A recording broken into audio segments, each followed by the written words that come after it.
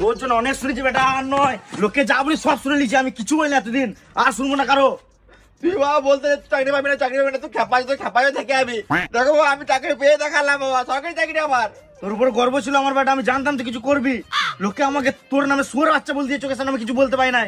হ্যাঁ বাবা, আমাকে শুয়োরের বাচ্চা বলতো আর তোমাকে শুয়োর বলতো, কারণ তুমি কালো না ওই জন্য। মানছি আমি শুয়োরের মতো কালো, তাও আমি কিছু বলি নাই। আমি জানি যে আমার ছেলে কিছু করবে, আমি সেদিন রিপ্লাই দেবো। আমাকে বলতো তোর বাবা তো কিছু করে, তোর বাবু কে লাজদা, তাও আমি শুনে নিয়েছি বাবা। কিন্তু দেখো আমি করে দেখি, তোমার নাম উজ্জ্বল করে দিলাম না, তোমার নাম চঞ্চল করে দিলাম। যা আছে সেটা থাকুক, তুই গান মায় না বেশি, চল লোককে দেখাবো চল।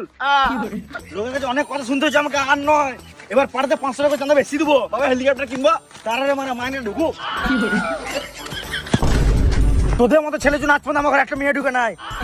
আমি কি করলাম? তোদের মতো ছেলের জন্য আমার ছেলে এখনো বিয়ে হয় নাই। আমি কি করলাম? বসকে চলে আসিস। এটা সেই